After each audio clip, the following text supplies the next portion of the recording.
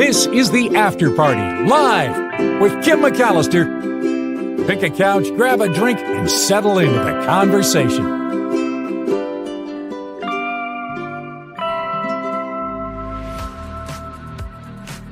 Show ends and another begins. Hello, it is the After Party live on a Travel Tuesday. I think we're going somewhere that you'll really like today. It's really an escape, so we'll do that toward the end of the show. I'm so happy that you're here. Gosh, I'm so happy that Mo is able to fill in today and again tomorrow. Really grateful. It's so hard to do everything, and well, I prefer actually on-air work, and that was what my task was at KGO. And it seems like more and more I'm off-air producing at this point. It's just hard to do it all. So I'm so thankful for the help and for Mo coming in to get everything settled. I have to thank everyone too for your incredible kindness. I expect nothing less from this community. And so I'm not surprised that you signed the little online card that I set up, and that you have emailed me and Mark and been so thoughtful and kind with your words and contributions as well, because this community of people is, I think, top notch. I mean, for some reason, and I don't know if it's Mark or just I don't know what it is, but this show and Mark's show has attracted this community of people that are kind and generous and lovely and empathetic and the best of us. So I love the elevated community here, and I'm very grateful for it every day. Really. Thank you. Thank you. Yeah. Hi, Nullifidian. Thanks for being here. Yeah. Looking at the chat. You guys having a good conversation? All right. We'll move forward. I know that this is not groundbreaking news. I know that we have seen payphones disappear, but those call boxes on the side of the roadway, when your car conks out and your cell phone somehow is out of batteries, or if you're one of the rare people that doesn't have a cell phone, or it's broken, or fill in the blank. This could be a real lifesaver, but they're going away. The call boxes are going away. So you better hope that somebody coming, the other direction or coming up passing you sees that you're having some help, or you're needing some help. There's the emergency kits that you carry in your car with the flares and the flashes and the signs. I think a new sign is going to be phone broken, call for help, right? The call boxes are coming to a close, specifically in Santa Barbara County. They want to stop paying for this. It's expensive to have these call boxes around, $500 phone calls. So they're going to pull the call boxes out. The Santa Barbara County Association of Governments is talking about this. They say that there are 47 call boxes left in Santa Barbara County. And because of the rise of cell phones, they're going to sunset this call box program. The final decision on this is coming this fall in either October or November. But already we've seen a drastic reduction. Just a few years ago, they reduced the number of call boxes from about 350 in Santa Barbara County to 47. So the ones that are still out there are in areas that have limited cell or no cell service. And even with that, these call boxes have seen a 90% decline in call volume over the past decade. There's an average of 1.5 calls per box per year. So you're keeping this box up for a call-ish a year. In 1999, 8,000 calls were made from these call boxes. Now, no, 12 a month. During the same period, adjusted for inflation, the county per call has risen from 42 cents in 1999 to $510 in 2025. So they're looking at the expense of this, thinking we could spend this money elsewhere. It might be like the phone booth. It's gone. And the telephone book. It's gone. C'est la vie, sayonara sucker to the call box as well. And it's not just Santa Barbara County. They're disappearing throughout the state.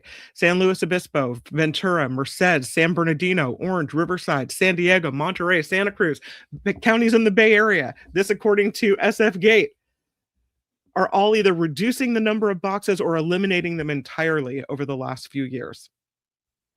SF Gate quoting a Pew Research Center study from 2025 that 98% of Americans have a cell phone, and only 4 of these remaining 47 call boxes in Santa Barbara County appeared not to have cell service in the area. So that's it. Make sure your phone is charged. Make sure you're ready to go. If your car breaks down, there is no call box to help you. That will be that. I don't know if you saw this story. This out of Tarzana in Southern California, where it was a full-on wildlife bonanza with coyotes and bears all caught on the Ring camera here in Southern California. Here's a video of what happened. Sure, we've never seen this. Take a look at this. A bear crossing paths with 2 coyotes. This was in Tarzana, just a couple miles from busy Ventura Boulevard and the 101 freeway. A homeowner captured it on his Ring camera. Now, you might think the bear would have the advantage here, but one of the coyotes was very small, so we're guessing the other was Mom, and she took charge. The bigger coyote was really trying to keep the bear away from the little one. And several times it went toward the bear just to kind of protect the little one, you know. I just thought, oh my God, I can't wait to show us to somebody. He says even after the bear got the message and trotted off. Yeah, so there it is. The amazing wildlife all caught on the Ring camera in the front yard. And it looks like the coyote kind of chased the bear away from the home, is what happened there. The man's name is Richard Hurwitz. He said he got a notification from his security camera at about 2:30 in the morning on Sunday. And when he looked at the footage from outside his house in Tarzana, this is what he saw. The camera recording a bear approaching the stone path on his driveway, stopped in its tracks by a coyote. He said, I couldn't believe it. The coyote repeatedly approaching the bear, which slowly backed off, and then a second smaller coyote watched from the roadway. So, the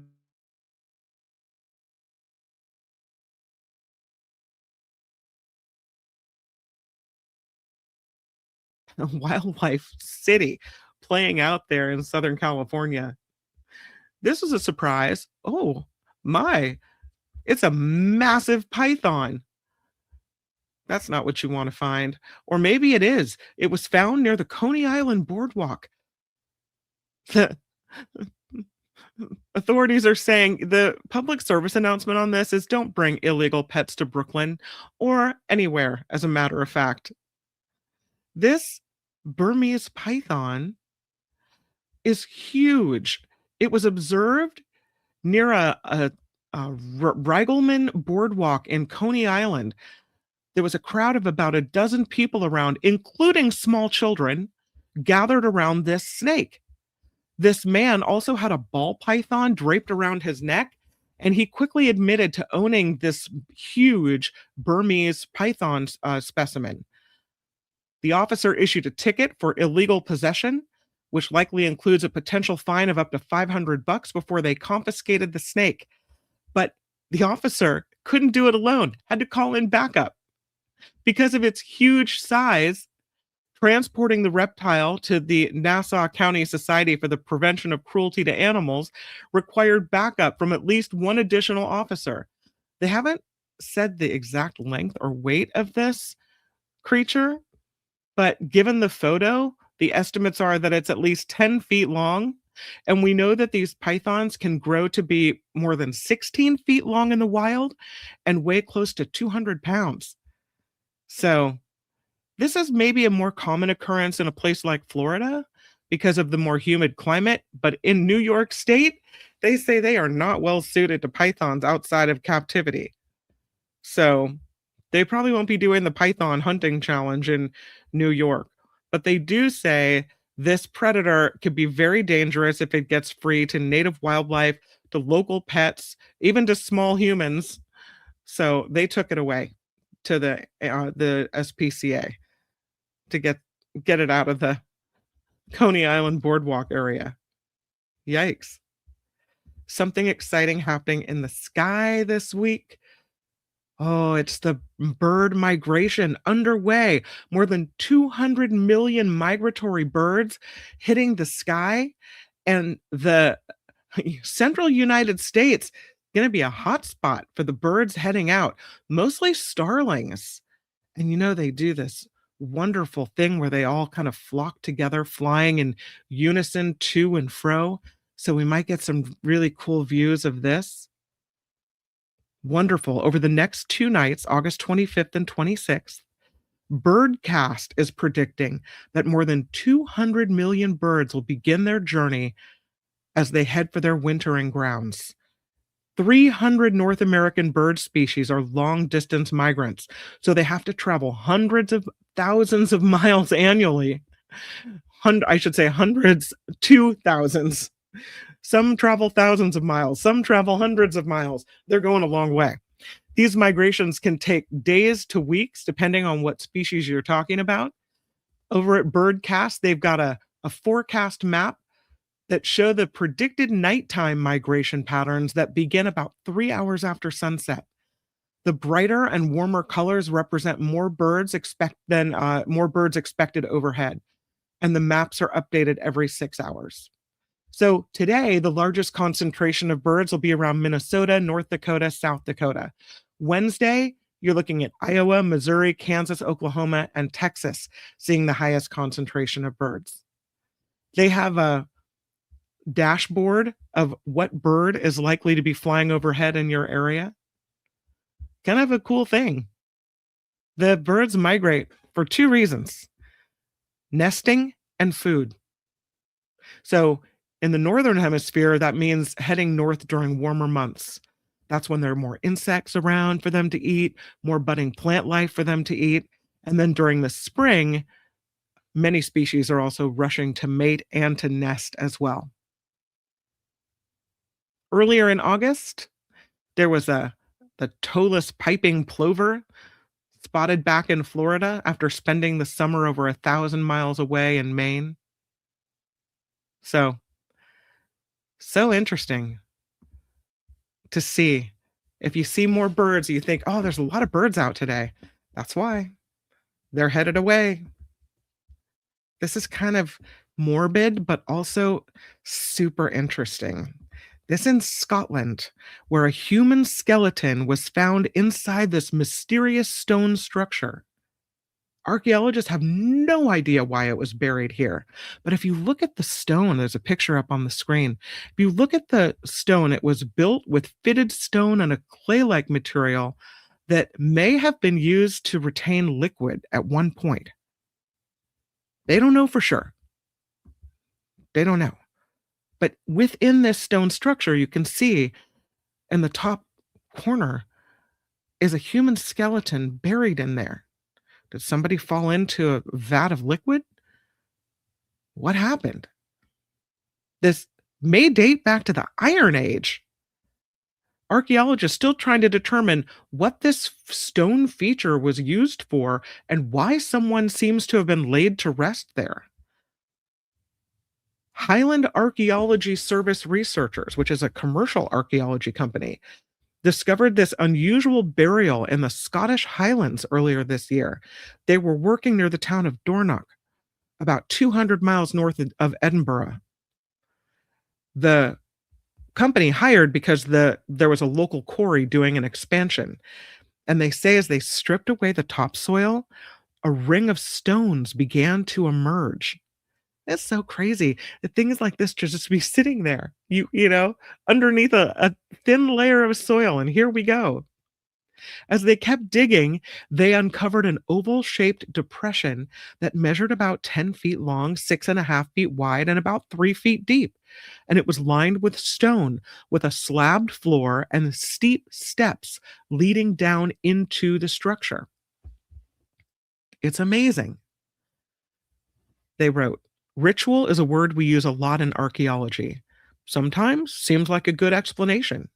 Overlying the burial in the stone lining feature in this pit were several infilled deposits of stone rubble and charcoal rich soil. And within these layers, they say, were large quantities of animal bone, charred wood remains, even a small number of artifacts. That included a steel tight stone bowl or lamp and a lump of slag related to metalworking. Most intriguingly, they say, were the stone steps into this structure. They appeared to be very narrow steps, making entry or exit more difficult, and it was infilled with several large stone boulders. They say the deposits and the artifacts may have been part of a process of ritually ending the structure's use or have been part of the process of burying the dead. And they ask, do you think it was a practical way of decommissioning the structure and disposing of the dead? Or is it more elaborate than that? And they ask for people's comments because they don't know. How wild is this?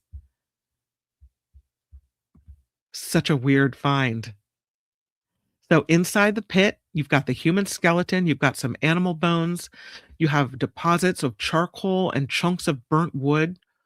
There's a soapstone bowl, a fragment of a shale bangle. There's post holes nearby that may represent the remains of roundhouses, which was kind of a dwelling in ancient Scotland. So they tentatively date this site to the Iron Age, but they say what exactly this is, it's a bit of a mystery. I'll say it, we've never seen anything like it. Lachlan McKeggie, the co-director of the Highland Archaeology Services, says no one has seen anything like it before. It resembles very few previously identified types of structures. The shape is unusual. The sunken structure could be a souterrain, kind of an underground room used to both store food and hide from enemies, or it could have been incorporated into an above ground building, maybe a roundhouse. Maybe it was used as a ritual well. The exact purpose remains uncertain. McKeggie said, I'd like to imagine it's an Iron Age hot tub. It will have been built with a purpose, but we just don't know what that purpose is yet. What they do say is the structure appears to have been carefully fitted without conventional mortar.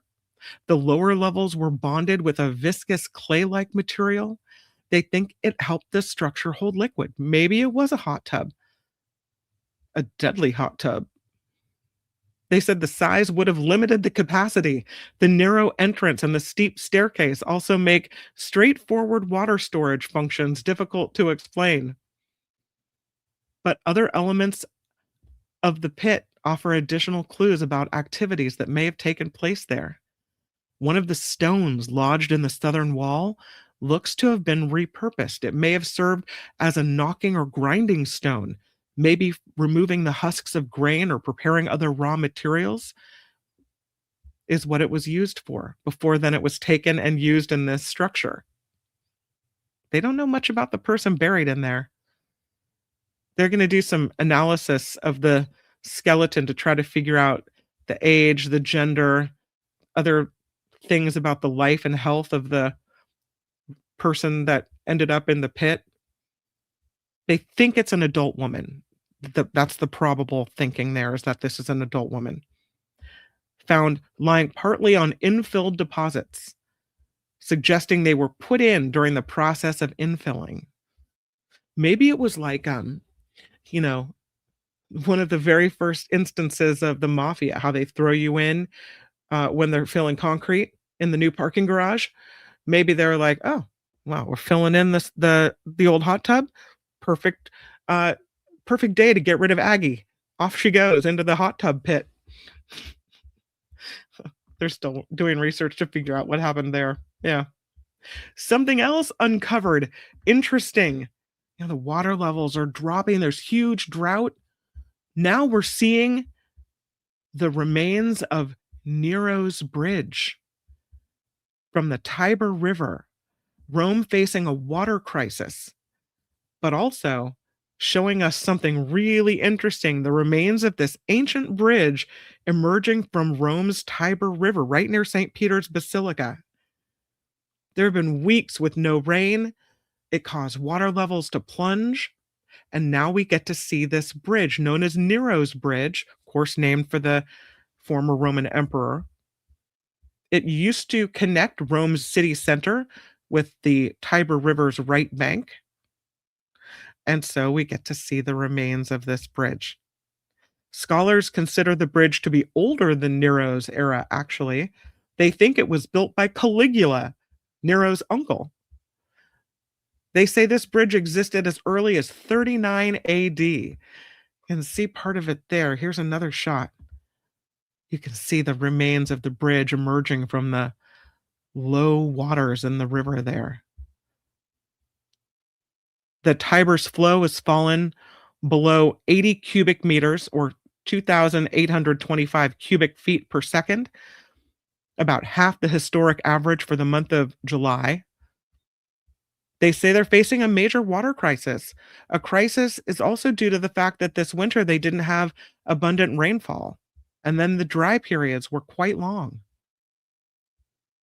So, an added benefit that we get to see Nero's bridge, but they're really struggling there with this water crisis. Interesting what we can see. They're moving a big old castle in Japan, and they're doing it using an ancient method. It's the castle pole. They got 1,800 people out there to drag this castle, weighs 360 tons, and they did it using ropes and rollers. It's called Hirosaki Castle. So here's a picture of from the other side. Because, I mean, it looks impressive there, but check it out from the other side. Now it looks really impressive, doesn't it? It's huge. It's huge. Still, the people pulled it. Yeah, they did. Fascinating. It's fascinating. So they did. They got all these people out there, and they decided they were going to, after repairs to this castle in the Aomori prefecture, use this technique known as hikaya to move this structure more than 2 meters. They did it with chants. They said, "So-re, so-re." Happened over the weekend. They pulled it closer to its original resting place as part of ongoing renovations for the castle. The keep is a fortified tower within a castle, had to be moved to repair a wall that was damaged in a major earthquake. So they had these rotating teams of 80 people that heaved on the ropes as the keep of Hirosaki Castle edged closer to its destination. Participants towed the building, which had been set on rails. On Sunday, it was shifted. So Saturday, they moved it 1.13 meters. Sunday, they moved it 1.09 meters. They said they had about 8,000 applications for more than 1,800 slots over the 2 days. It's about 4 times oversubscribed. So not everyone was able to participate. Not only, they say, from the city, but across Japan and overseas, everybody wanted a piece of this. And it's pretty incredible. I have a video to show you. I'll tell you this, though. They wanted to preserve this structure. And so they use this technique known as hikaya. And that's where buildings are put on rollers and they're moved rather than dismantled. In 2015, they put out a call for people to come and participate directly. It's the first time the method has been used in any form to move a castle for a century. But this keep is nationally designated as an important cultural property. So they didn't want to take it apart. So they said, we're using hikaya, this building relocation method that has existed in Japan since ancient times. They've been working on this preservation project or restoration project for quite a while. So with the task completed, They asked for the public's help to pull the keep back to its original position. They did it 11 years ago, and now they're pulling it back and doing it again. Pulling the keep by hand will continue until the end of August, with about 4,100 people scheduled to move it a total of 5 meters. It's called a symbolic community building effort. And they said then the rest of the 73 meters will be carried out using machinery by the end of the year. The keep at this Hirosaki castle is one of 12 such structures left in Japan. It is the only one in this particular region. This castle was completed in the year 1611. The original keep had burned down after a lightning strike, ignited a gunpowder store in 1627. The current structure was rebuilt in 1810, and now this castle is the centerpiece of a park that draws about 2 million visitors every year during cherry blossom season. And they say once it's back on its original base, the preservation work on the keep begins and the whole structure will be covered over. They expect it to reopen to visitors in the year 2033. Now, taking care of it sure is a pretty building. Amazing how people are enlisted to move this structure. All right, it is time for us to travel. Off we go. Travel Tuesday is upon us, and away we go to Italy. Look at this. We're going to Procida, Italy today. Italy's colorful getaway near Naples. It is a beautiful island. There are courtyards and black sand beaches. Amazing. Washed, you can tell, in these soft pastel colors, surrounded by the quiet blue of the Tyrrhenian Sea and the Gulf of Naples. This little town, Procida, is one of the most distinctive, quietly beautiful corners of Italy. It's just under an hour by ferry from Naples. Small little island feels a world apart from the city's chaos. Whether you escape there for just a few hours or longer, definitely worth seeing. It gets overshadowed by the nearby island of Capri and all the glamour there. But in 2022, it was named Italy's capital of culture, and that brought it some more attention. So it used to be kind of a word of mouth secret, and now it's on all the travel wish lists. Still, compared to its better known neighbors, it has some understated appeal, some quiet streets, some photogenic facades that appear to be aging, and really not taken over by mass tourism as of yet. Once you go, you may feel compelled to go back. And so I have some of the best things to do and to see on the Isle of Procida in Italy. All right. I have some more close-up pictures to show you as well. Look at that. So pretty. All right. I think I have it. Yeah, there it is. Okay. So here are some of the best things to do in this amazing place, which you can see. I mean, I think just walking around and looking at those beautiful homes and the architecture, I could spend hours and hours just doing that. But the first thing on the list to see is Marina di Coricella Viewpoint. They say if you only have a few hours in Procida, visiting the viewpoint overlooking Marina di Coricella is a must. This is an old traffic-free fishing village in Procida, and they say it's the postcard child of the island. Immortalized in dozens of movie sets, the waterfront of Marina Coricella characterized by the candy-colored houses cascading down to a shimmering sea. And here's another picture of it. Oops, I'm going back up. My apologies. This, by the way, comes from the Road Reel. And let me scroll down a little bit. So this is the first thing you can see. That viewpoint, amazing. So pretty. Look at that. Just gorgeous. The cheerful tones of Marina de Coricella brighten the darkest day, lift up the saddest mood. There's a palette of blues and yellows and purples, whites, oranges, enchanting this 17th century harbor. People love it not only for the colorful facades, but for the dynamic architecture and the unique building complex featuring a mixture of arches and windows, domes, staircases, loggias. The crystal clear water lulls the colorful wooden boats, washes the fishing nets scattered around the natural amphitheater. Again, written by the folks at The Road Reel.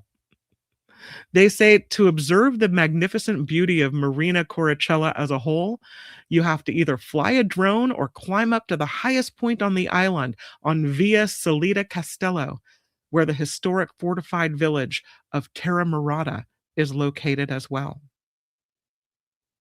So pretty. Here's a couple more pictures of it. Look at that. Gorgeous. There's another shot. Wow. Can you imagine being there? Maybe you're standing on the shore, maybe you're floating out on a boat, looking at the beautiful architecture there. So pretty. And you could see that in that last shot. The building built on the rocky cliffs in this area. And this is number 2 on the list. Explore the walled streets of Terra Murata. One of the best things to do in Procida, wander the perimeter of Terra Murata. This is a walled village and the fortress, translated literally as walled land. It's a little hamlet situated on a rocky crag at the highest point of the island. It's one of 9 historic settlements in Procida. The high vantage point offers a sweeping view over the Gulf of Naples from the tip of Punta de Monachi, stretching as far as the island of Capri. So pretty. Here's some of the views of the streets on Procida Island. Wandering around, getting a real view of life in Procida. Look at the houses.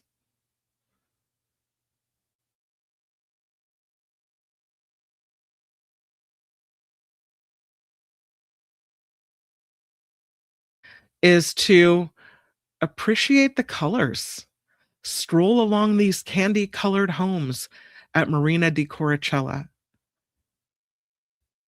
You can stroll the length of the harbor, watch the fishermen and other locals going about their daily routines, wander up narrow staircases leading to colorful houses.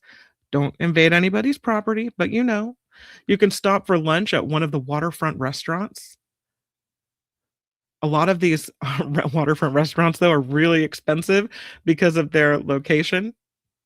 But there are some food kiosks and bars and pizzerias tucked away in the streets in the interior of the island. So pretty. The next thing to do on the list is discovering the hidden courtyard of Casale Vassello.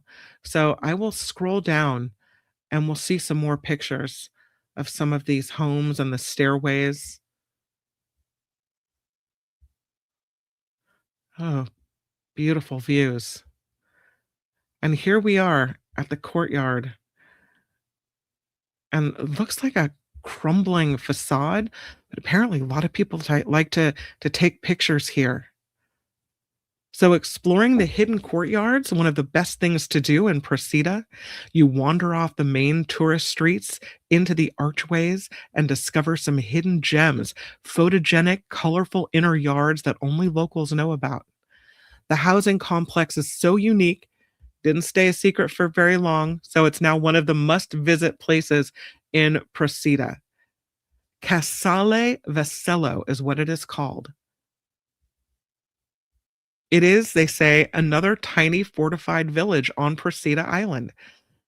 A 17th century apartment complex glued together.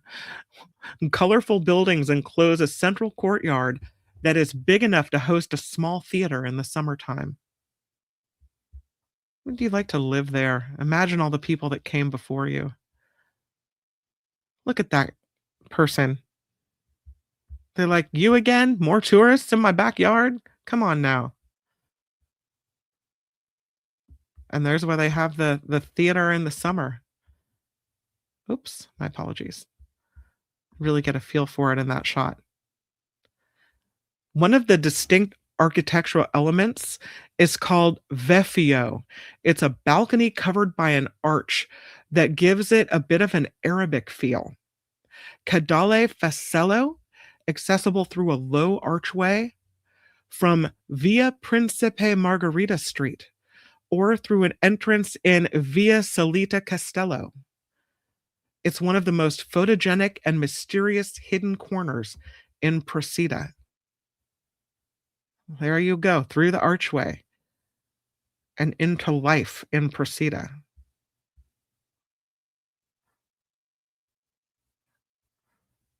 It really makes you feel like you're there. The next one, we're going to the beach. Ooh, and what a nice beach it is, too. This beach is, well, there's a couple of them. One is Cala de Pozzo Vecchio. This cove used as a backdrop for the movie Il Postino, located on the northwest side of the island, situated under those tall cliffs. It's got a sense of wilderness. You can rent an umbrella and a sunbed in a small Lido, which is an overpriced bar. There's also a free section of this beach, too. So maybe you don't need the umbrella. I don't know. The next beach is called Spiaggia de Chiaia. It's on the west side of Marina Coricella. Gives you some beautiful views of the colorful buildings and Terra Murata in the distance. It's a long but narrow sandy beach, accessible via a very steep staircase. There it is. Long, narrow beach. Looks like lots of umbrellas to rent here. You can have lunch next to right in front of this restaurant here. You've got the sunbeds available to rent. Looks like a nice, peaceful afternoon. Just give me a book and an Italian cocktail. I'm good to go. The next one is the embrace of the pace of life in Marina Grande. Not quite as famous as Marina de Coricella, but noted to be equally as charming.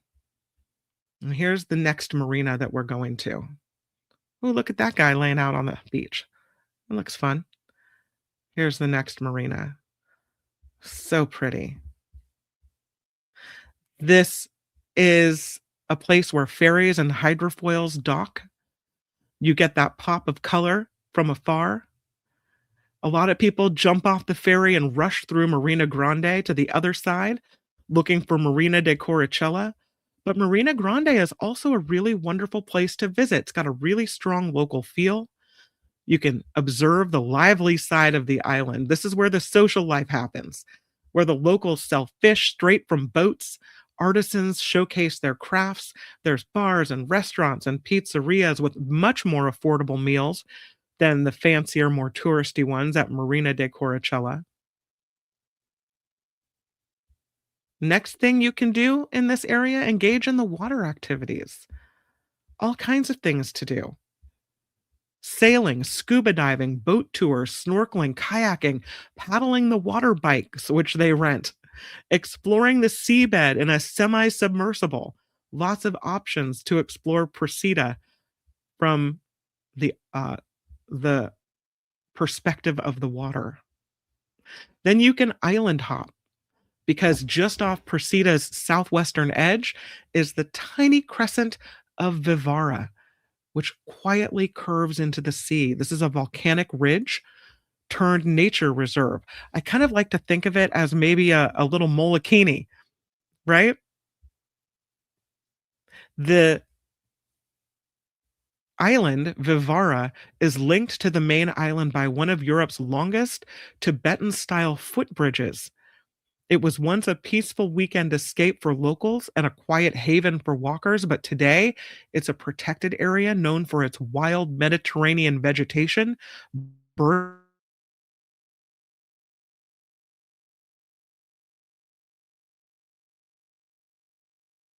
of the ecosystem there.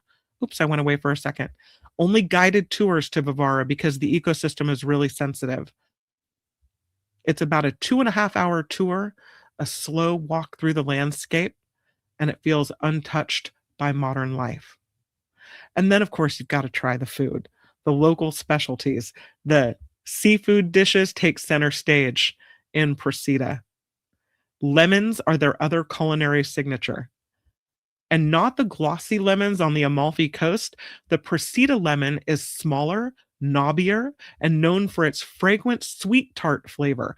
They're hanging over garden walls. They're stacked high in crates at the local grocers. Apparently, after World War II, much of the island's farmland was converted into lemon groves. So lemons find their way into just about every dish. They're known for their lingua de bue, which is a local pastry that translates into ox tongue because of its shape. It's golden pastry wrapped around a cool, creamy lemon custard, and it's in every cafe window. The best version supposed to be at Bar Roma Pasticceria. I don't know. A lot of places to stay, boutique hotels, upscale hotels, more bargain hunter places, B&Bs. Lots of B&Bs that are located right near all of the wonderful, wonderful things to see. So that is the island of Procida in Italy. You feel like we've managed to get away a little bit? I do, just for a moment. There it is. Thank you for traveling with me. That's Travel Tuesday. Hopefully you saw a place that you've never been before, or you have another place now to put on your bucket list. We will end it with the lotto of the day. And here it is. This woman from Virginia won $1,727,474 on her lunch break. That's a lucrative lunch break right there. This woman picked up her phone during her lunch break and she won $1.7 million from playing an online lottery game. She told officials she was on her lunch break at work when she decided to play the Monopoly Super Spin game online. We don't have that here in California, I don't think. She said, never in my lifetime did I imagine this happening. I can't believe it. She was shocked to win $1,727,474. Her husband said, she said, was equally in disbelief, telling her over the phone, "You're lying. You're lying." She did not disclose whether she has any immediate plans for her 1.7 mil, but I bet she's on a permanent lunch break now. And that is the lotto of the day. Thank you for being here. Thank you for hanging out. Again, thank you for all the lovely messages of support on the Mark Thompson Show fan discussion page on Facebook. Really appreciate that. And I'm passing messages to Mark as well. Glenn throwing in a $2 contribution to the show. He says, I deserve a super cape. Aw, thanks, Glenn. You deserve a super cape too. If I have one, you have one. That's the way it goes. Huge thank you to Glenn for throwing in on the super chats, super stickers. Of course, very much like the Mark Thompson Show and the news that makes you drink.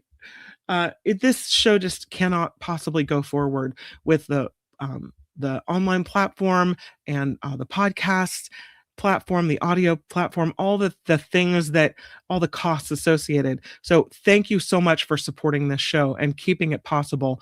Wes coming in yesterday with a contribution, Joyce M, Alicia P, Vicky S, James M. These are the most recent contributors to the show, along with Glenn. So huge thank you for that. Please click like and subscribe. I remembered to say it. If you haven't subscribed, please click subscribe. The last time I said it, someone unsubscribed. Don't unsubscribe. Make sure it's highlighted. You want to subscribe, not unsubscribe. And share it with a friend as well. Maybe we'll get a friend or two to subscribe as well. But thank you so much for being here. I hope that you guys have a wonderful rest of your Tuesday. And I will see you back on the Mark Thompson Show tomorrow. John Rothman, Jared Yates Sexton, both on tap. And of course, Mo Kelly will be hosting. So I'll see you tomorrow on YouTube. But for now, make it a great rest of your Tuesday. Bye, everybody.